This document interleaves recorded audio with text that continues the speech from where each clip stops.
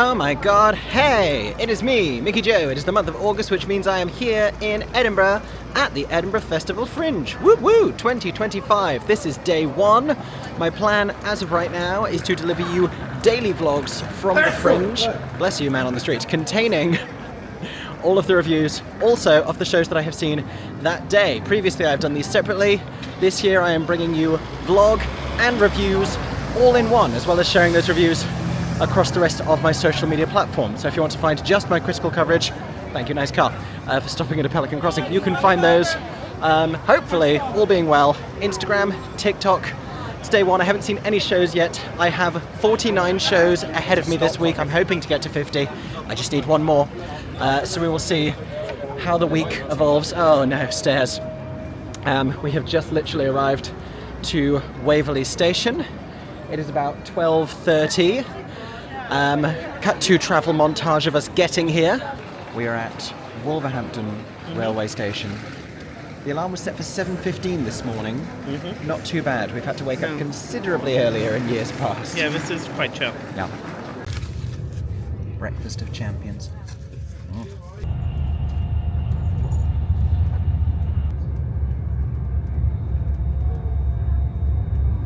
And we are entering Scotland.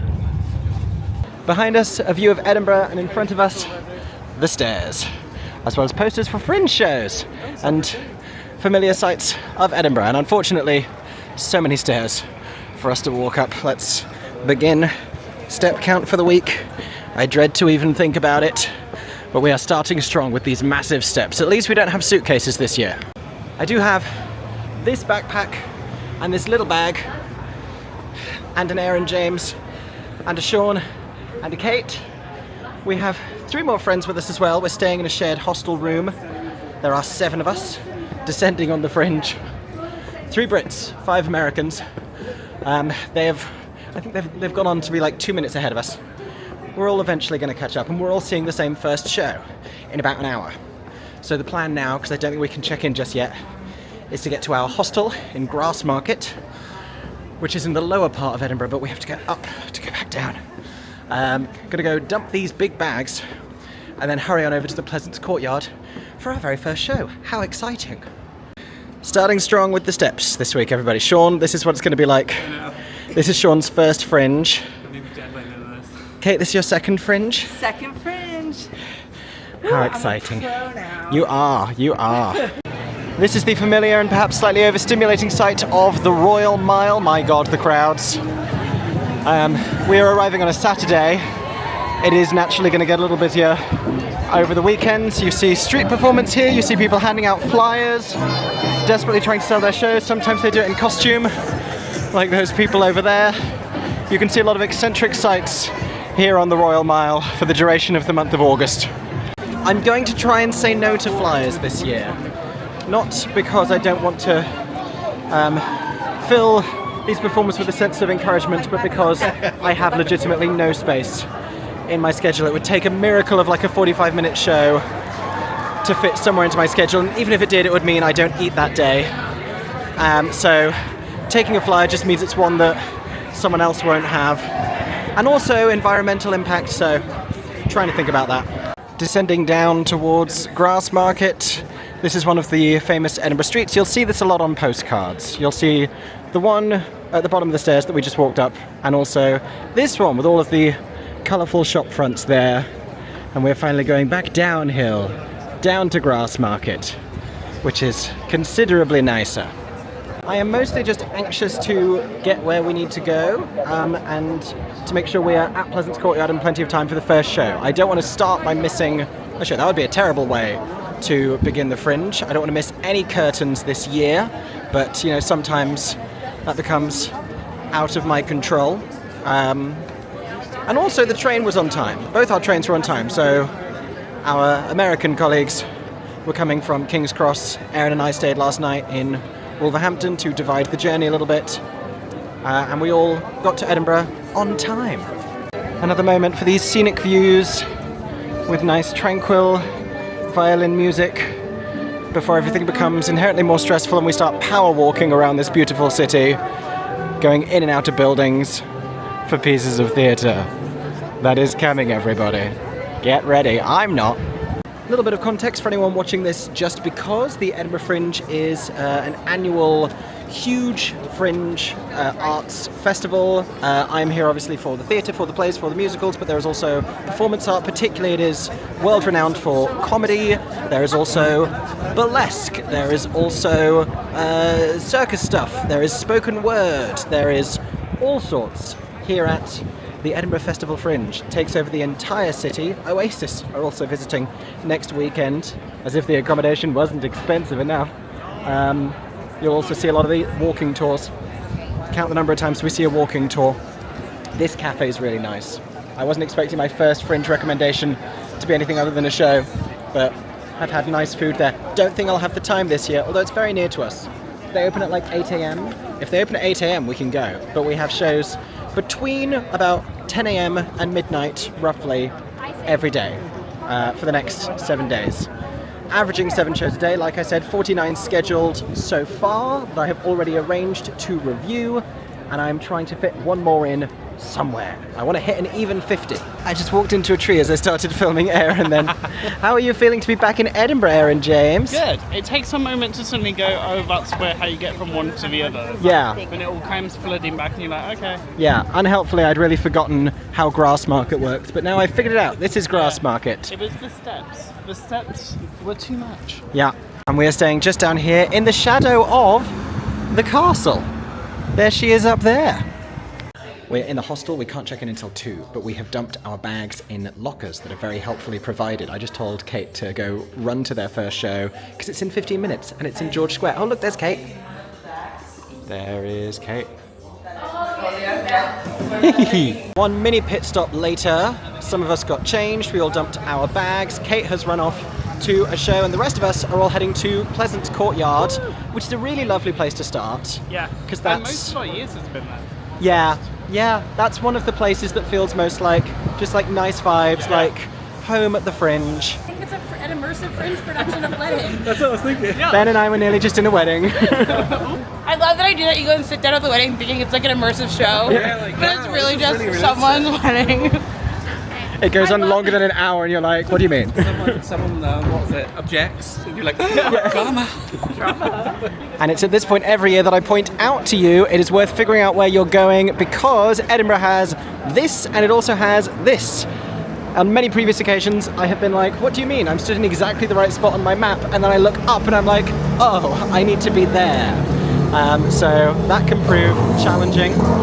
Passing by Underbelly's Cowgate venue. Ooh, Japanese Korean street food. I'll be back. We were just looking at some of the posters, and I stopped to check this one, and my 5-star review is on it. Mickey Joe's Theatre. We'll pretend that that's what it's called, but they didn't put an E in Joe, so it's pretty good. Go see Swampblesque. Mickey Joe approved. Do you want to hear something hilarious? I told you about 10 minutes ago I wasn't going to take any flyers this year, and then first person tried to hand me a flyer. Oh, it just happened again. First person tried to hand me a flyer, and I immediately went to take it, and I was like, no, we all know about this show. We don't need this flyer. We don't need this, but I'm weak. I'm weak. It hurts to say no to them. To give you more flavour of the Fringe, there was 2 people playing chess outside of that venue with a sign that said, checkmate me, get into the show for free. And if that's not an incentive, I don't know what is. We love to see street marketing. More posterage all the way down. Everywhere you look, there is a venue. Everywhere you look, there is a poster. Everything that can become a Fringe entertainment venue does, and they advertise them anywhere there is space, because there are literally thousands. We have another hill. The Pleasance Courtyard is in sight. We are making this first show, everybody. It's my name again. And we are heading over here to see the Uncrackable Case, which I think is going to be like Into the Woods Junior, is the vibe that I get. I think it's like nursery rhymes. The first line of this description is, Humpty Dumpty is dead. Humpty Dumpty is dead, and so are you, and so are you. I think it's a whodunit about who killed Humpty Dumpty. Yeah. So it's like Into the Woods in court. We are back, everybody. We are so back at the Pleasance Courtyard. There is the totem pole. It vaguely tells you where each venue is, but honestly, there are better ways to find out. You can see in the middle how many Pleasance shows there are, both here at the Pleasance Courtyard and the Pleasance Dome and other Pleasance venues. And we are heading down here I believe for our very first, they're walking confidently, as if they know where we are going for the Uncrackable Case, which I think is in about 15 minutes. There's every chance people are already queuing. There's a water point. I left my bag in the locker like a fool. I'm back in my happy place, everybody. This is like my favourite Fringe venue just for vibes. Here it begins. We've had our tickets scanned. We're 15 minutes early. That's not going to be maintained, but we are in the queue for Pleasance 2 for show number 1 of the Edinburgh Fringe 2025. Feeling good. Hope we don't hate it. Currently playing the game.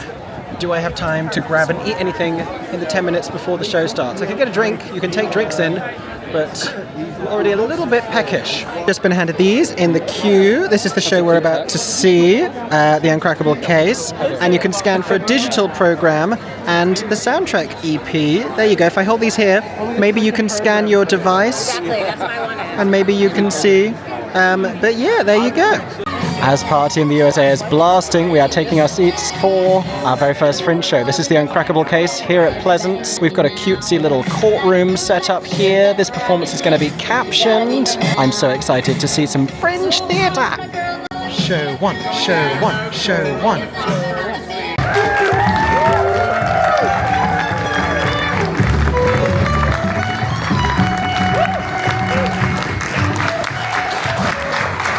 On your way out, you can get a badge. I got a little dead egg badge here. The options were dead egg or sexy chicken.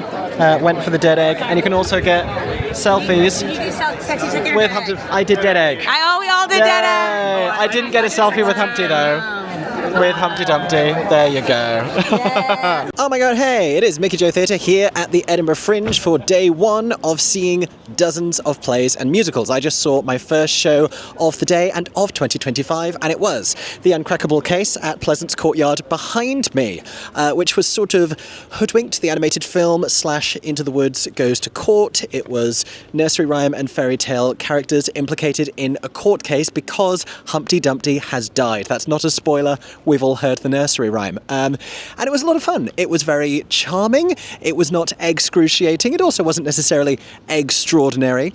But it was very sweet. I have no pun for that one whatsoever. It felt a little bit like the best musical that's ever been written for like a year 6 school production. It fell for me somewhere in between like adult fairy tale nursery rhyme parody and like an actual show for kids, but it's very family friendly. I liked that the whole thing was captioned. The design was very whimsical. I think they could have done a little bit more with costumes, because were it not for the captions I wouldn't have been able to infer who every fairy tale character was, like the Bo Peep of it all and the Goldilocks. Shout out also to the adaptive multi-rolling. There were 4 performers in this cast playing a whole handful of different colourful characters, and they kind of swapped and shared characters between them. How else could you cross-examine 3 Little Pigs with 4 people? If it didn't quite reach full-blown hilarity and raucous laughter, it was probably because we needed just a little bit more wit in the lyrics, or a little bit more of that sense of comic timing, but it was performed with a lot of animated enthusiasm, and it was very sweet, and it's a nice enough show to come and see at the Edinburgh Fringe. I had a nice time, and there was some really tickling moments. Best thing I've heard so far is "Let us not forget an egg has died." Anyway, that has been show number 1. I am heading on immediately to show number 2. Stay tuned for more reviews coming very soon. And an incredibly short walk later, thank goodness, we are at our next venue, which is Assembly Roxy here in, I think it's Roxburgh Place, but it's this deconsecrated church building that you're seeing right here, where we are seeing Ohio. Here are our friends. They are here. I have filmed 1 review, I have seen 1 show, on to the second. I'm on that Fringe treadmill, and I'm just going to keep going. Kate is here. We walked past Kate, we didn't notice. We realised the queue that was going in was our queue. I have my QR ticket ready to scan here. I think they can also do it by the name on your booking if the QR scan doesn't work. But my pro tip is to screenshot all your QR codes in order, or just use the Fringe app, which is also very handy. Is that what you're doing, Sean? Yeah. That's what Sean's doing. The show we are queuing for is called Ohio, aka the place where Glee is set. And it's from the Banksons. Ashley, can you tell the vlog about the Banksons? Okay, so the Banksons are a married couple, husband and wife, and they do these really cool, like, folky Semi-memoir. Yeah, like performances. So all the shows I've seen, or most of the shows I've seen of theirs, have all been like about them. But the music is so good. Semi-autobiographical musical storytelling. Yeah. And you haven't seen this one before? No, this is a new one. They're going from here to the new Vic. Yeah. And then I'm assuming at some point to New York. But have you been to Ohio? I lived in Ohio. Ah. I went to high school in Ohio. You're going to know all about this. I danced in Ohio. Yeah. I had summer in Ohio. We have another scan for the program. I don't know if this is working for you on your devices, but I encourage you to try. This is one of my favorite queues because we queue up several flights of stairs. I do mean several flights of stairs up into the top of this church. I was worried that we weren't going to sit together because there was so much queue in front of us, but now there's so much queue behind us, and now I'm just worried we all get in. I told you it was a lot of stairs. Now the stage area is quite dark at the moment. I don't know if you can tell, but we are in the top of a church space. It's very like Quasimodo, Hey MTV, Welcome to My Crib. And if you've forgotten the name of the show, there's what looks like the first slide of a very casual PowerPoint presentation letting you know. I do see instruments in the darkness.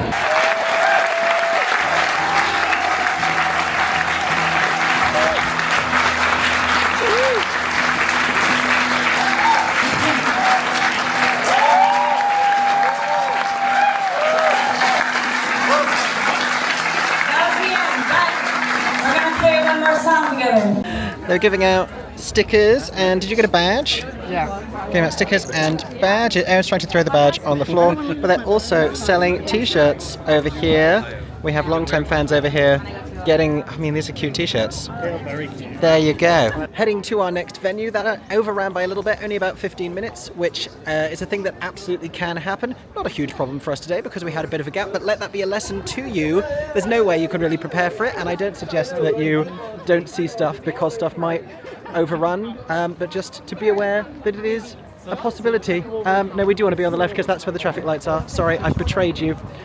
Just ran into someone I know, which is going to happen a lot because that happens here at the Edinburgh Fringe. Show number 2 at the Edinburgh Fringe 2025 was Ohio from the Bengsons, who are this amazing New York-based husband and wife who do this brilliant musical storytelling. They're playing instruments. They're crafting these very honest autobiographical stories told through music. I said that it was part campfire, part sermon, part gig, part lecture, talking in this one a lot about their own lives, talking about disability, talking about faith, talking about religion, talking about finding God in family, finding God in music, finding God in tinnitus, and rejecting those ideas and coming to terms with those ideas through life. It was instantly captivating. These are familiar of like the most charismatic, fascinating people you've ever met at a really great party. Something they did that I absolutely loved about the show was the community building that they did in the audience. That was really beautiful, and there was such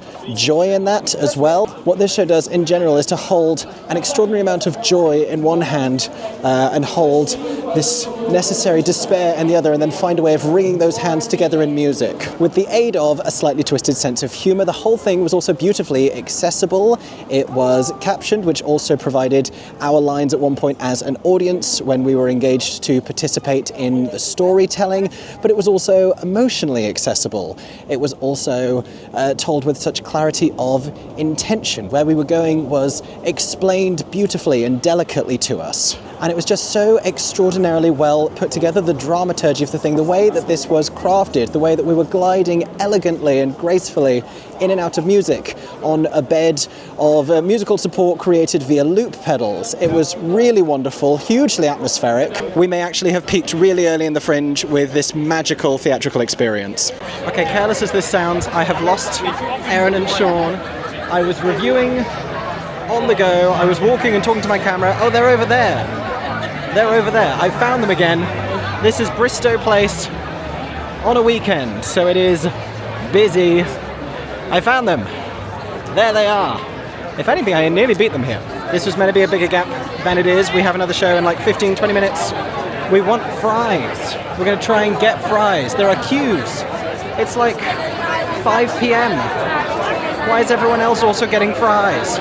Walking through the busy beer garden sort of area, lots of eateries around here, also underbelly venues can be found in there, also underbelly box offices. and more underbelly venues where we are heading beyond this area. I was in the National Theatre Bookshop the other day and I was like, I need a notebook for Fringe, and I had the great idea to take all the stickers I get at shows and stick them on the front, and this is that cute idea in reality. Hopefully I get more than one, but that was a really magical, beautiful show, and if that is the only sticker on this notebook, then I will be pleased.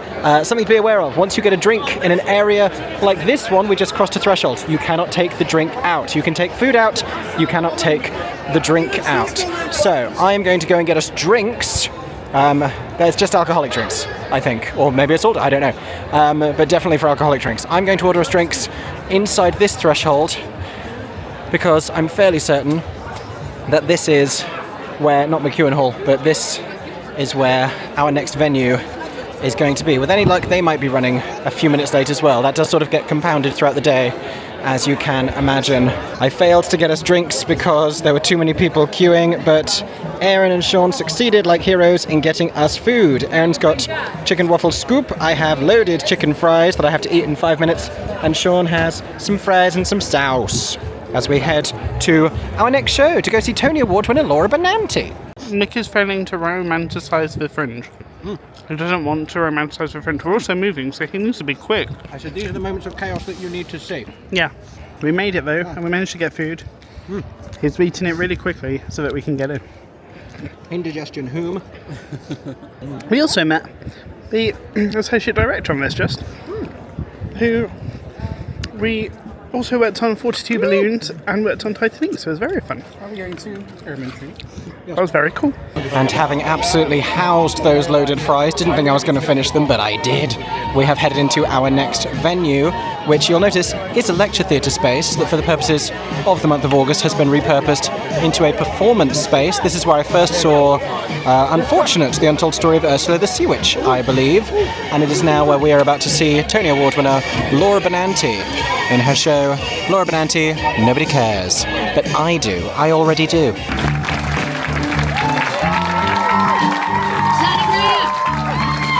Joseph McCarran, Todd Ahmed. If you like this show, tell your friends, follow me on social media. I'm sorry I scarred you for life. I love you.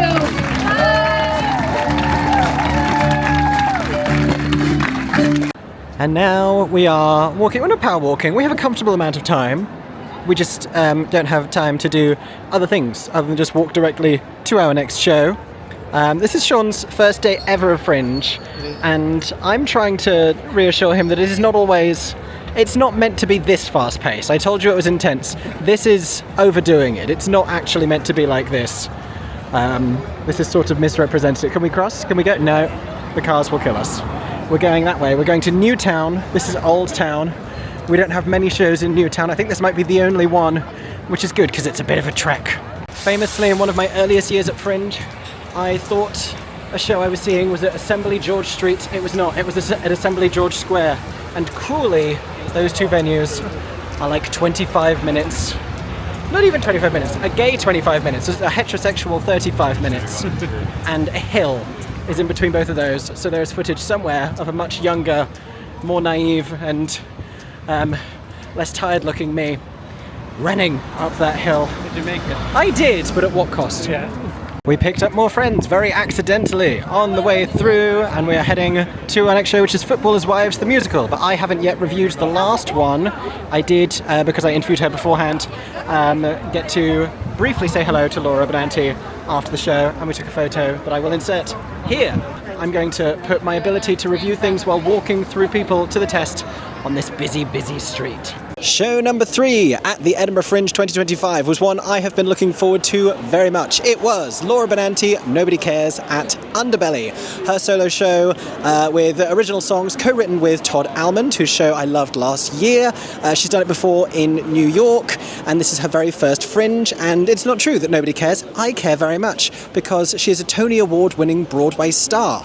And one of the things I loved about this show is that it takes that version of her and subverts it, because she's always been delightful as someone who has this very classic vocal tone and style and perhaps even aesthetic, very familiar of like Golden Age Broadway and classic Hollywood, and those are the roles that she's played as well. She talks about that a lot in the show, about being a recovering ingenue and a recovering people pleaser, and playing these earnest, wistful women. In this, the songs that she is singing are a little bit more like early 2000s Britney if she was politically astute, but she's always been incredibly funny. She's always had this brilliant, masterful sarcasm, which is deployed so brilliantly here as she talks about perimenopause, and she sings songs about lying to children. And while this is not necessarily her at the height of her glorious soprano vocal powers, she's getting to, in doing something autobiographical, convey a far more dimensional, far more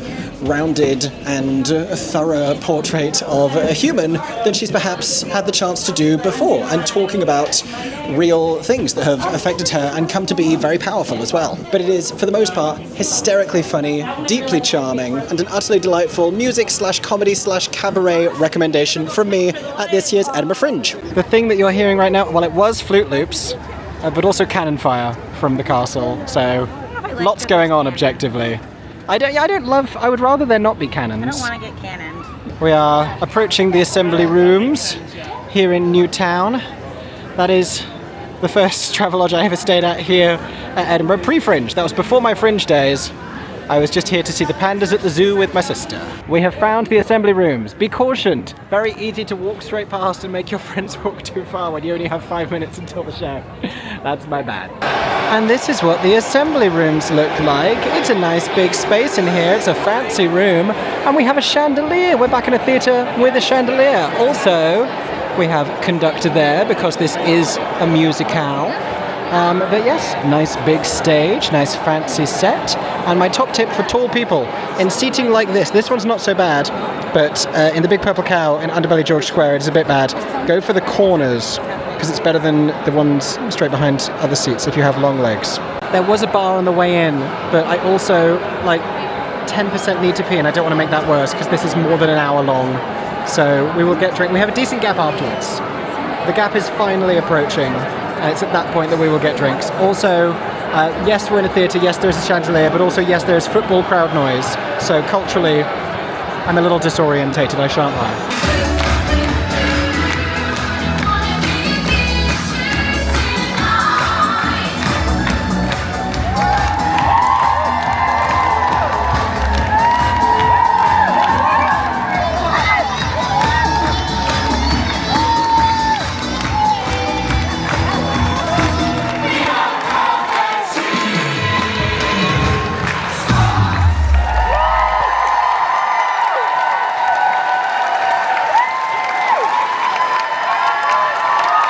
So the show I just saw was trashy, racy, melodramatic, and it was perfect because it was a musical version of the TV show Footballers' Wives. That was show number 4 at the Edinburgh Fringe, and I never actually saw the TV show, but I feel like you get a pretty great sense of it. I don't think you need to have seen it to enjoy the musical adaptation that is playing right now, but it will probably help. What I wish is that it could figure out whether it's parodying the thing or doing it with sincerity. And I think a lot of the sense of parody comes from how quickly they have to get through this utterly bonkers, wild plot, but it was a lot of fun. The score was dynamic. These were some really witty lyrics. There were some moments that I really enjoyed. They rhymed prostate with prostrate. Don't ask me about the circumstances of the song that required that, but it all made sense. And despite the fact that TV shows into musical adaptations never really work because there is just objectively too much material to cram into that kind of a structure, especially at Fringe where everything runs generally for one act, a lot of the notion of Footballers' Wives kind of works in a musical theatre context. You know, you have this world and this culture that we're finding out about. There's a structure to it. There's a season. They're getting ready for the first match of the season. There are power structures. There are existing dynamics, but there are also newcomers. There was the new signing, the new player coming in, who is the disruptor to the harmony of it all. There is the veteran footballer's wife, who is the wife of the captain and who is running the show. There is also the newcomer who is finding out about all of it. Fantastic performances, particularly by Kaylee O'Connor, who was serving formidable diva energy as Tanya Turner. Really satisfying. Like I said, just trashy, ridiculous, over the top, and a lot of fun. And P.S. the title song, Who wouldn't want to be a footballer's wife? Best banger I've heard so far at the Fringe. That's going to haunt me for weeks.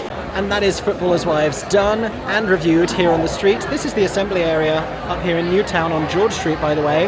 It's a nice place to hang out. I'm seeing fresh Scottish seafood. I'm seeing lots of beverages everywhere, which is nice. And I think now we might, rather than face the walk back over the hill again, get an Uber back to our hostel to go and properly check in, and then we have a little bit of a gap before our final show of the day, which is Club Neverland.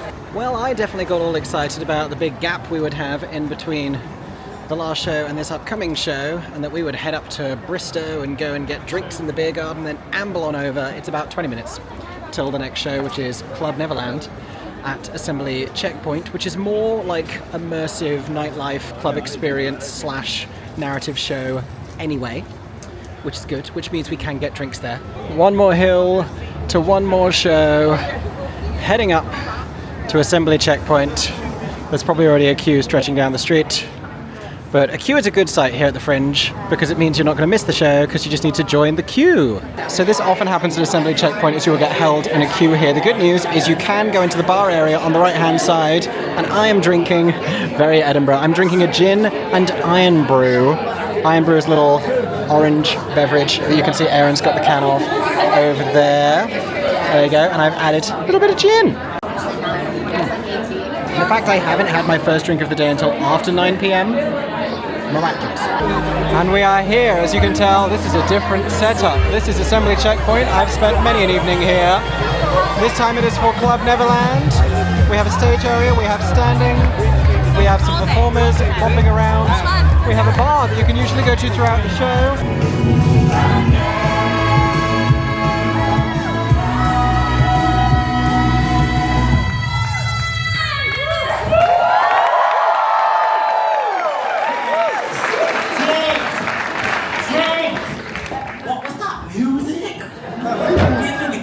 If you keep changing this. I knew who the hell are you?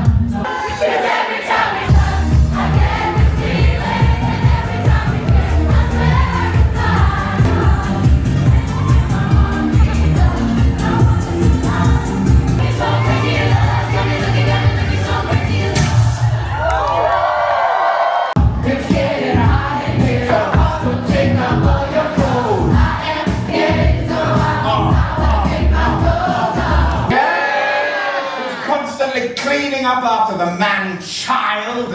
He doesn't see that the best thing in his life is about to just fly away. Yeah, except I've got nowhere else to go. Not my club.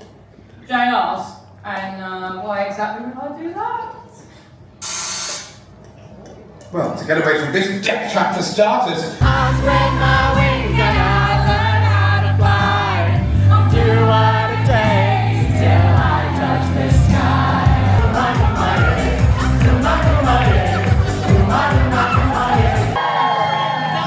A party like it's 2004. MySpace, flip phones, bright phones galore. But remember, and let's all remember, that the night may be young, but we are all getting older. We feel lives. You've got a number. It's a state of mind.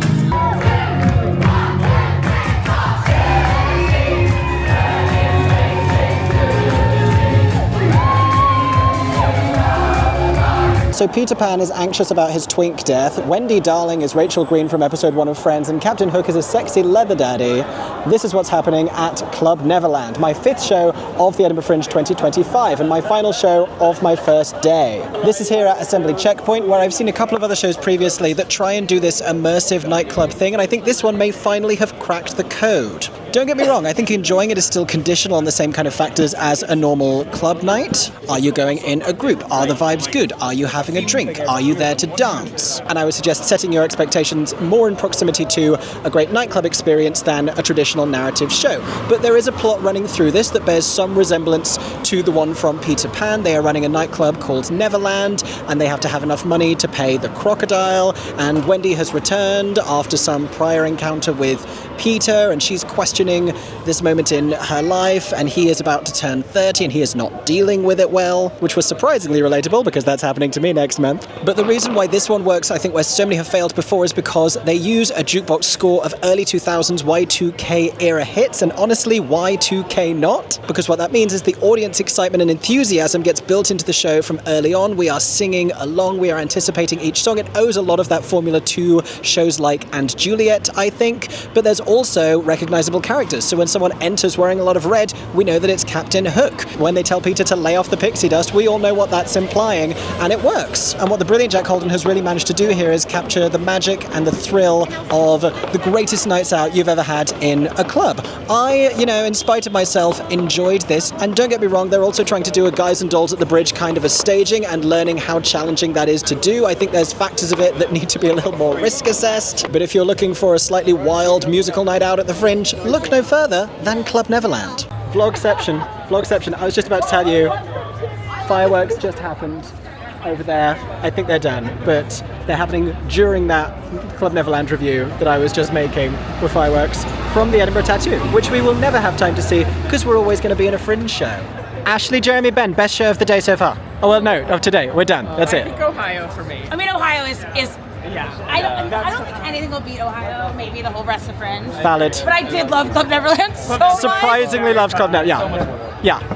Finishing the night outside of the Pleasance Dome. I got some chicken tenders and fries. The meal comes with 4, but I've eaten one already. Smoky barbecue. I may have another flavour later this week. It's been a day, but we did it. We did it, everybody. And with the glow and the noise of Underbelly behind me, and the purple glow of Underbelly behind me, Yay! with all of our enthusiasm, we're now heading back a little after midnight to the hostel, where I'm going to go about editing all of this. And that has been day 1 of the Fringe. Not even a full day, and we did so much. 8. Don't feel overwhelmed, don't feel too exhausted. So yeah, I will see you tomorrow. Hopefully this time tomorrow. I'm planning to get videos uploaded every single day for the next 7 days.